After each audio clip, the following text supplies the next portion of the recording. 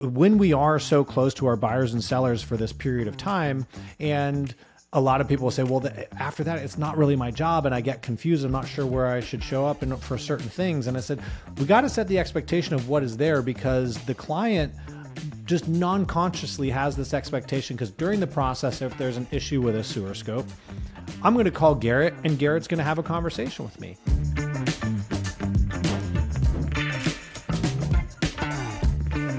Welcome back to Life in 10 where we inspire you to live at the pinnacle of your ability and purpose. We are so excited to have you on today. Matt Benelli is with me. My name is Garrett Fry, and we are going to launch into this episode.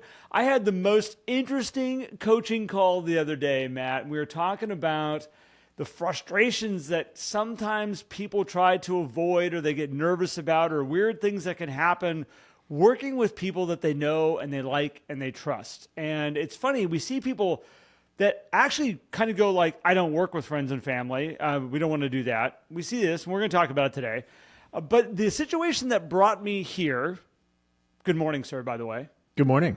The situation that brought me here is the gentleman I was talking to, he had a really good friend. They got into a real estate transaction together. And as they were doing the real estate transaction, some things went sideways. So after the transaction was done, life events happened for this person, and they kind of came back to the agent going, I'm frustrated.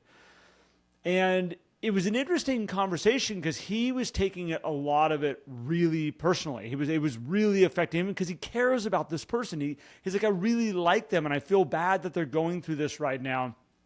And the conversation that I shared with him was, as you are going through working with friends, something that I used to do, I used to tell them right up front, I'm going to show up in a way that you may not have seen me before. You know Garrett, fun Garrett. We have a good time together. We have dinner together. We go out and we have a good time. You're hiring me to do a job, and so you're going to get a little bit of a different Garrett because I'm going to show up to make sure that you get exactly what you need and I can take care of you. I'm also understanding that you're going through something here that potentially can be stressful. And when stress levels are there, I might see sides of you that I've never seen in our friendship before. And I want you to know that's okay. And I appreciate that there might be some waves in here because it's stressful selling a house. It can be stressful finding a new home, getting financing, maybe thinking you're losing your financing, whatever might take place. I'm here for you, and I know. And again, I think for me, it worked really well, Matt, because it set a stage that allowed these people to go, we are friends, you are here for me. But when they're in fight or flight mode and freaking out, which can happen, we could at least have a civil conversation about it, going like, where they can go, you told me. Like, I'm sorry I snapped at you, man, but you did tell me that might happen. So that's what led us to today.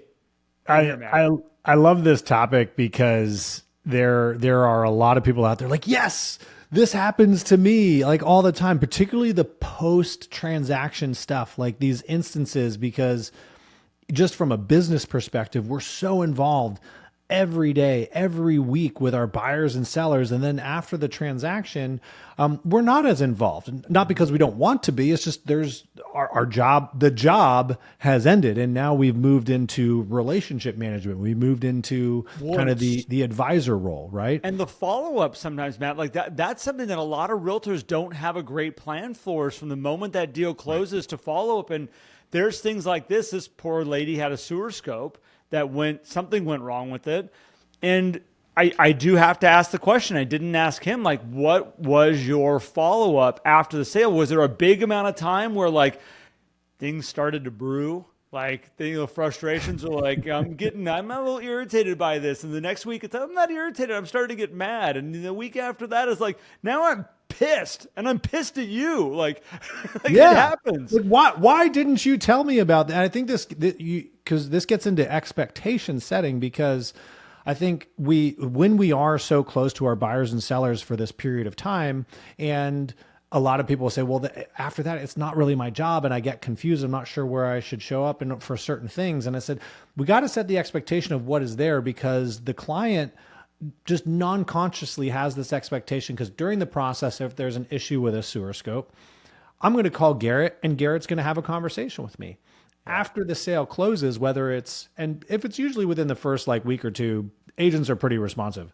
But like if it's like 3 months later, it's like you have a source scope. Like from an agent's perspective, it's like, dude, like that's after the sale. Like I don't know what to tell you. I'm not contracted to be your agent at this point, and I'm confused on where the lines are in terms of what I'm allowed to do maybe. And this is where being very clear, because the client's going to think like, I need to call Garrett, and the thought is, how come we didn't know this before? And so having these upfront conversations of, not only you're going to see different sides of me from a personality perspective, and I'm going to see different sides of you, which Garrett, you actually have you introduced me to an incredible personality strengths profile that would work really well with this, because it basically shows who are you every day and who are you when you're under stress and the non-conscious version of you comes out, which, man, I would have loved to have that profile on some of my clients when I was working with them. We should do our numbers, Matt, and do a podcast on it, talking about like who we are as different people, because it's really interesting is that we think we all understand the people around us. We think we understand ourselves. Like we go, oh, I, this is who I am. And what a lot of us don't realize is there's a whole nother side of you that comes out when stress levels come up. You comprehend social situations differently. Your ability to maintain order around you completely can change. Like there are things that will make some people go, I don't know this person. Like, where did you come from? Now it's funny, and Matt, I know we're deviating from it, but I remember when I first did that personality strengths profile, I remember I did not see the person that I turn into under stress. But my wife, who knows me and loves me and around me every day, goes, oh yeah, that's you. Like, wait, what are you talking about? Like, yeah, no, that's exactly how you act. I'm like, no, I'm this guy over here. No, you're not. We think we are, and I think this is why people shy away from working with friends and family, not because they think it's tough or we have to give special arrangements to friends and family, although some people might think that. I think it mostly is like, I have a fear of truly understanding who this person is, or it's a fear of, I don't want this person to really understand who I am through this, because if we do mess something up, like, gosh, it could ruin our relationship. And this is where I say, like, if we do it the right way and we set the expectations, if for some reason a relationship gets ruined or goes down a different path, then that relationship probably wasn't what you thought it was anyway. Yeah. So what are we really fearful of? And we were talking before recording this podcast, like back in the day, like before we had access to internet and we were able to travel a lot, like before cars, like I know that we weren't alive back then, but like all you could do was business with friends and family. Yeah. Like that was it. Your best friend was the butcher.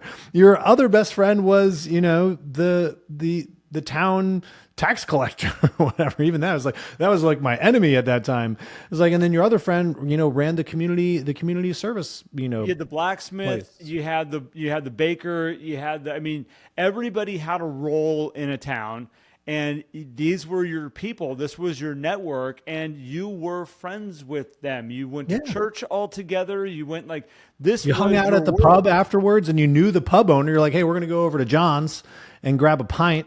Sarsaparilla, Matt. That's what they had. Yeah. Okay. Well, whatever. Okay. Well, tequila and sarsaparilla. That's all we sell here. I had just a flashback to the Three Amigos. All right. Matt doesn't even know the Three Amigos. Hey, listen, it's, I'm now on a very similar journey as you were on for a while. I'm trying to catch up to your days on this one. Plus I'm a bourbon guy anyway. So there you go. All right. So I think it's one of these things that working with friends is absolutely incredible. And I want to encourage everybody out here who's listening right now, like friends and doing business with friends gives you so much freedom. For the most part, we do have an understanding of who these people are and what their expectations and the longer we've been friends with them, we learn what they like and what they don't like. We learn how to give them information so that they're going to be able to respond to it in a great way. And you go like, oh yeah, don't email that over. I need to call them. They're going to expect a phone call from me, and we can tailor it to them a little bit based on the trust levels and the relationship and, the understanding of who each other is. The freedom that it gives you is incredible. And I have seen this so many times where when a really strong relationship is built, the agent is like, I'm going on vacation. Like, I'm going to go spend time with my family in Hawaii. And the phone rings and they go, we want to list our house. And the agent goes, well, I'm getting ready to go to Hawaii with my family right now. And the client goes, we'll wait till you get back. Oh my gosh. Like, I've had people over the years that as they start to unlock the referral and relationship side of the business, they're like, I've never had people wait till I get back or wait till I am free or wait till I have time. Like, this is amazing. And it's a gift. It is an absolute gift that you can't get working with strangers. They won't give it to you. Oh, no, they won't. Actually, Lori Van Etten, she's in Pinehurst, North Carolina. She spent a month in Italy last year and had several clients reach out, and they were looking to do something, buying as well, which is like urgent for a lot of people look at it.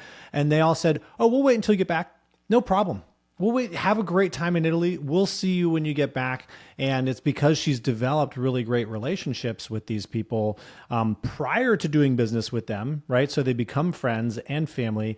And I think this gets at to, Garrett, what you were saying at the beginning is really getting detailed. And if you're looking at your process, is have an element of your process for people that you know well.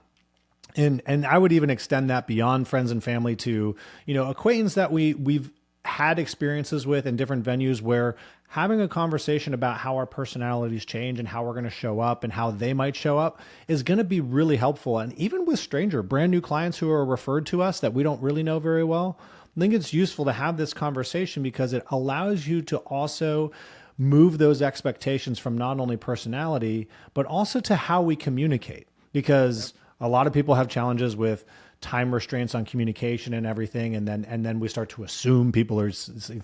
I saw this video the other day of like how a person with anxiety looks at text messages thinking that I'm mad at you. And like the text message comes in and says, I'm not mad at you. It's like, well, this one's tricky because at first I think that you're not mad at me, but really I look at that period on the end of the sentence and know that you are mad at me. And then when I see the bubbles come up, I'm thinking you're going to just be creating different ways of how you can tell me that you're mad at me. And then when you tell me like, hello, good morning, you're really just saying, hi, good morning, I'm mad at you.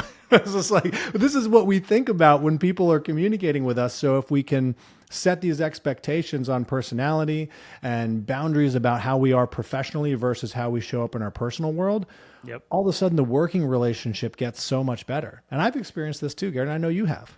Well, and it goes back, you just said the word expectations. Like, this is setting expectations with your clients. It's good communication with your clients. You're putting everything on the table so we know what to expect as we move forward.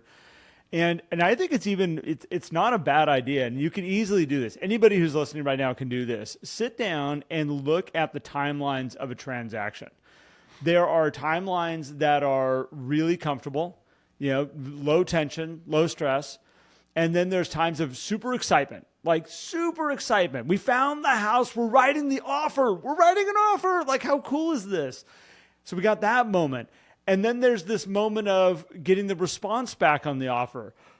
They responded. Okay, they responded. Like, okay, like we need to sit down with our agent and we're going to go through the response now. God, did they accept it? Well, they would have told us they just accepted it, right? If they just accepted it, like maybe there's a counter, like there's a stress level that comes up. Then we have a mutual acceptance, super high again. We got mutual acceptance. We're getting a house. We're buying a house, followed by the inspection. And so we've got these waves that happen through a real estate transaction that you can sit down and say, look, I know where I need to be on guard. I know where I need to be prepared, that we might be dealing with a different person than I've ever seen before. And I've had so many people come to me and go like, my client lost their mind, like completely freaked out. And I'm like, well, let's go back to why and when and how that happened. And I'm like, they're stressed out. Like, you have somebody that is absolutely in fight or flight. They're freaking out right now. And your job as a realtor is to settle them. It is to help them calm down so their monkey brain can settle for a second. It can actually make a rational decision. And that's our job. Like that is what we are like masterfully should be skilled at to help people be able to get to where they want to go, because otherwise people just blow crap up. You've all watched it when somebody go their monkey brain. I'm going to run with monkey brain here for a second. But when that monkey brain runs crazy and starts throwing crap all over the place, like they will sit there and just be like, we're just canceling. What do you mean you're canceling? We're terminating. We don't want to do this anymore. That is like they've gone derailed. Their brain has run out of control. They're panicked. They're freaking out. And we have the ability of kind of bringing them back in, and it's not coercing them into a sale. It's not making them buy anything. It's helping them settle down a brain that this is a stressful situation that they do once every 7 years, Matt? Maybe. Yeah. I mean, and at best in some cases, right? And I think this is where working with friends and family can also be really helpful, because you might see a lot of emotions because they're comfortable with you. On the other side, you may not see a lot of emotions because they don't want to share that. And I think this is where when you move from friend mode or family mode into professional mode, it really is on you as the advisor to audit and alter your emotion and your energy, and also protect the professional privacy of that relationship when you go back into friend mode, right? Because like there's drama among friend groups and family. Of course there is, right? Like being friends with your doctor. You know more about me than we need to discuss.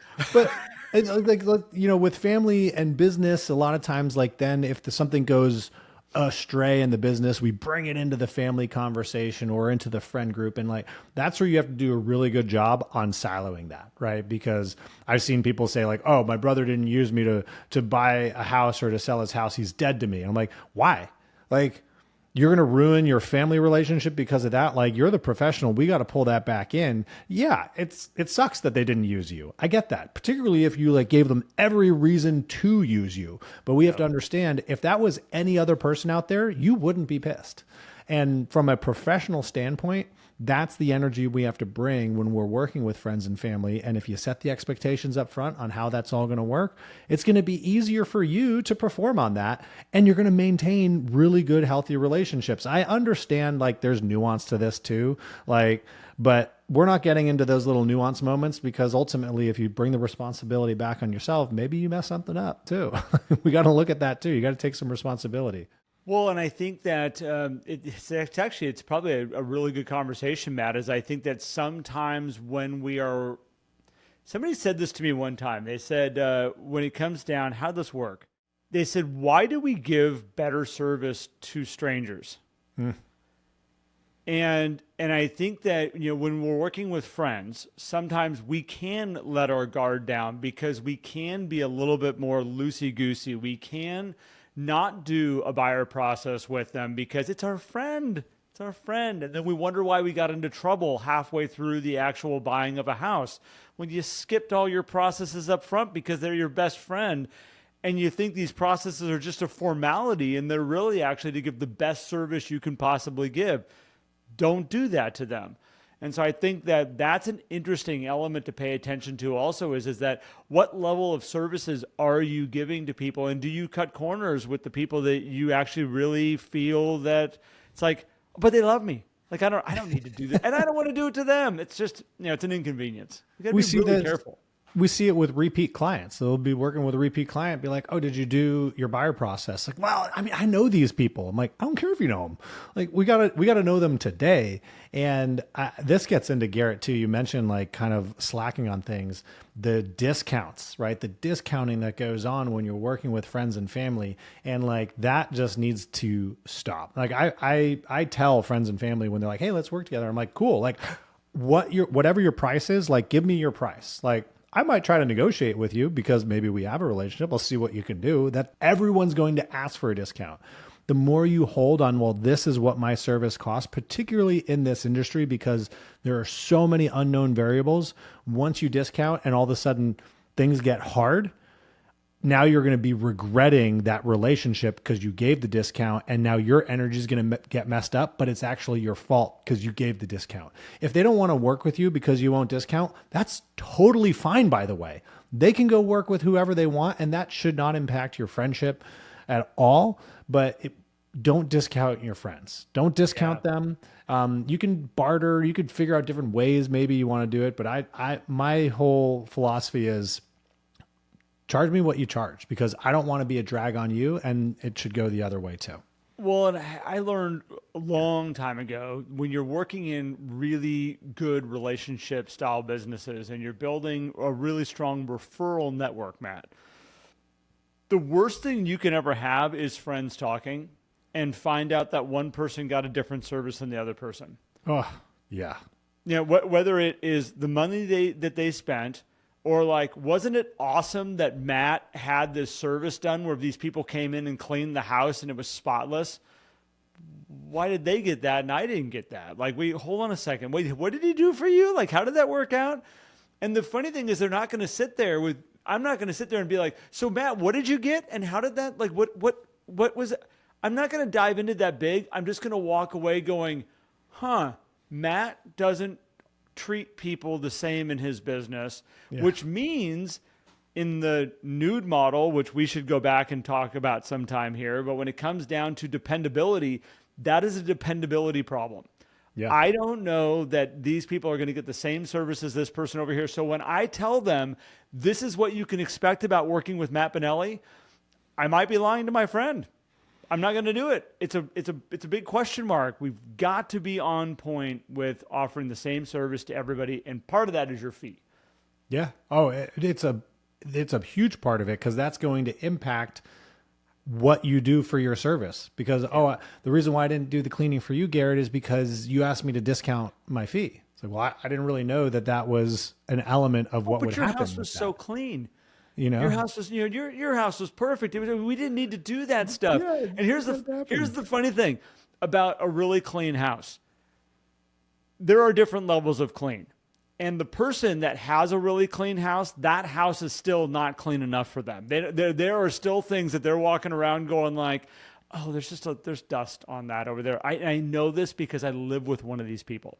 And also, everybody's experienced like what it feels like right after the cleaners leave a house, and that is the cleanest the house ever is. Even if it still looks clean several days later, you know in your heart, like, it's just not as clean as it was the day they walked out, right? Because everything was wiped down perfectly. The shower hadn't been used yet. Like, But here's the funny thing is, like, even with that, there are certain people who are really clean, and it's not my wife.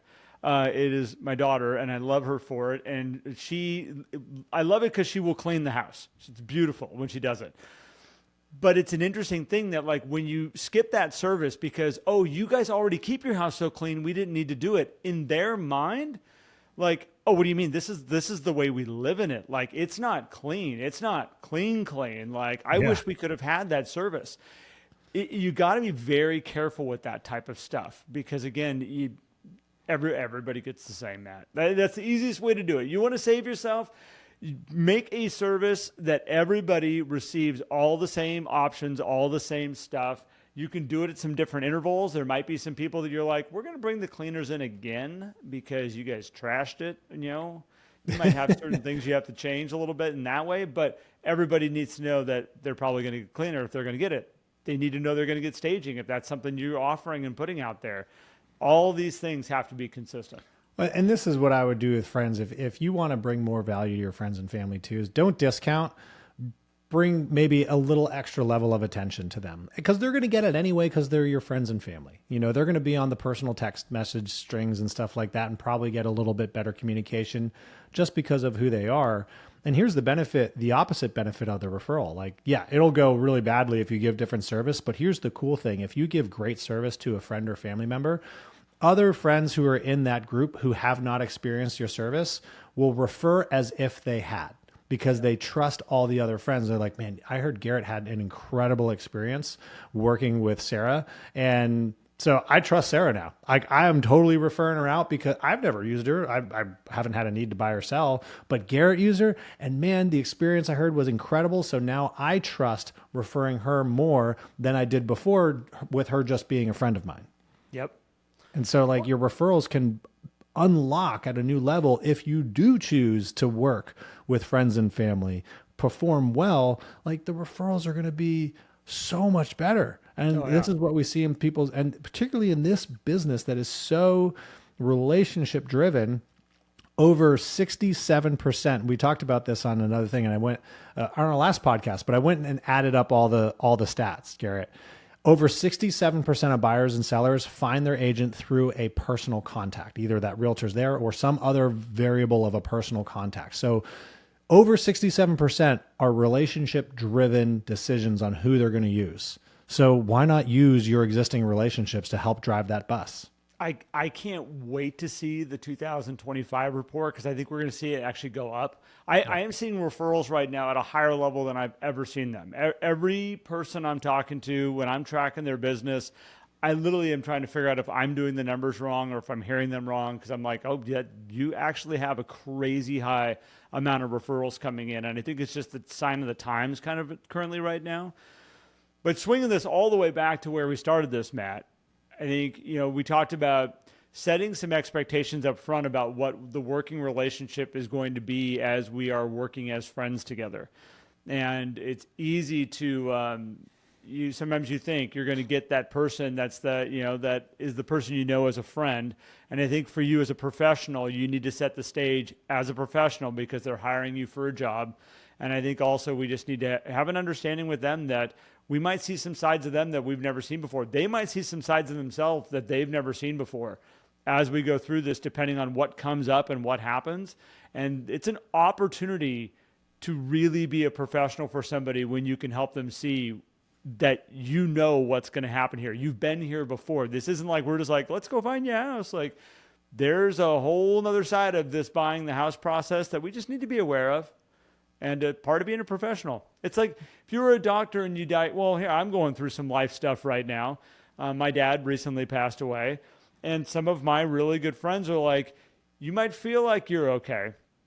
And just know in a week, in 2 weeks, when all of a sudden you're not okay, that's normal. It's like setting some places up where Matt and I got on to record today.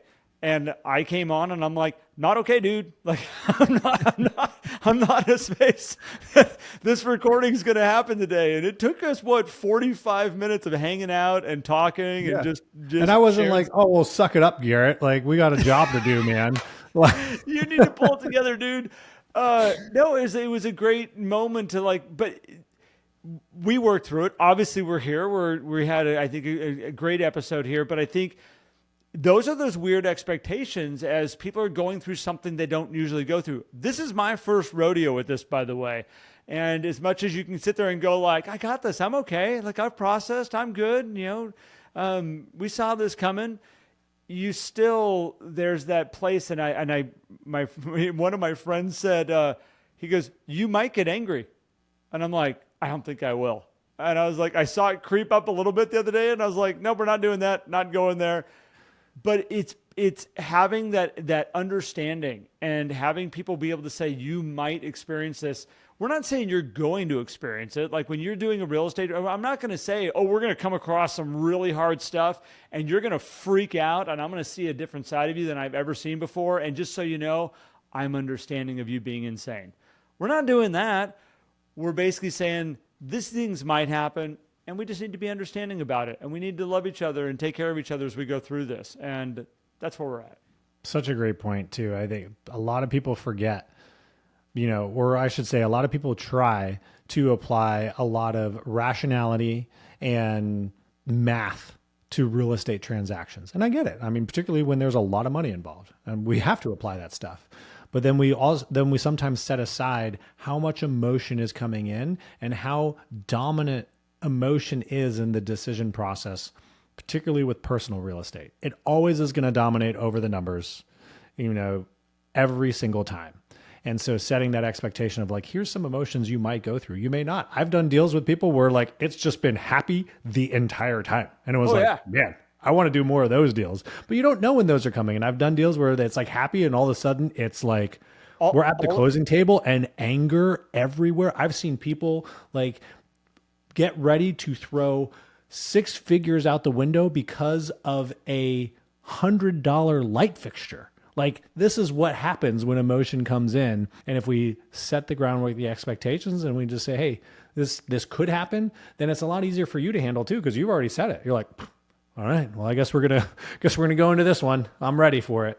Yeah, So it could be their absolute dream house they found that they've already mentally moved into, and they've already seen the kids coming down the stairs to the Christmas tree, and they've already seen the Easter egg hunts in the backyard. And wait, it has a cracked foundation?